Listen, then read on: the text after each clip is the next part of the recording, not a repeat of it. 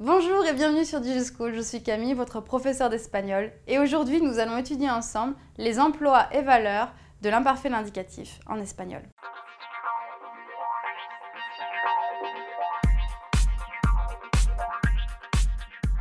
Alors, dans quelles circonstances, dans quelles phrases va-t-on utiliser l'imparfait de l'indicatif en espagnol?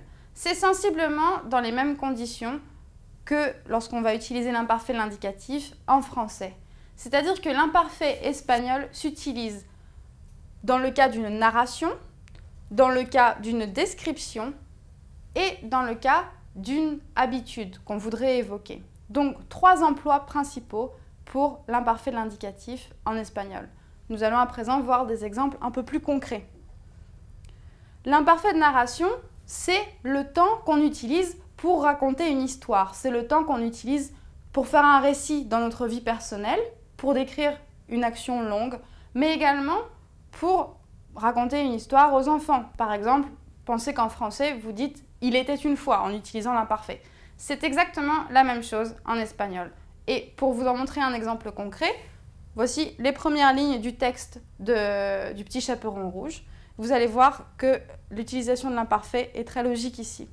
Érase una vez una niña muy linda. Era la más linda de todo el pueblo. Los otros campesinos la llamaban la Caperucita Roja. Donc ici, pour le Petit Chaperon Rouge, utilisation de l'imparfait, car c'est une action passée pour la narration. D'action longue, donc.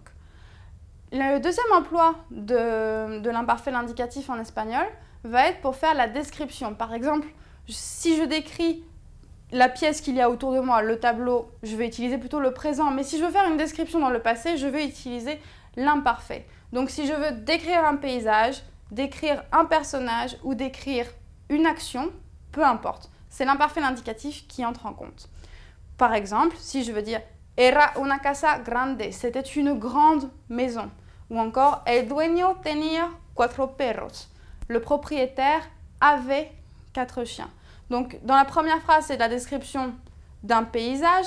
Dans la deuxième phrase, plutôt d'un personnage ou d'une action. Mais peu importe, comme il s'agit d'une description, nous utilisons l'imparfait de l'indicatif. Enfin, le troisième emploi de l'imparfait en espagnol va être pour décrire une habitude passée. Si vous voulez parler du passé, évoquer une action régulière, l'imparfait de l'indicatif est probablement le meilleur temps que vous pouvez employer.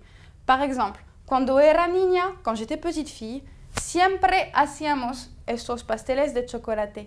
Nous faisions toujours ces gâteaux au chocolat. Donc ici, le verbe hacer, faire, va se conjuguer à l'imparfait de l'indicatif car il indique une habitude passée. Voilà, c'est tout pour aujourd'hui. N'hésitez pas à consulter d'autres fiches ou d'autres vidéos sur le sujet et à très bientôt sur DigiSchool.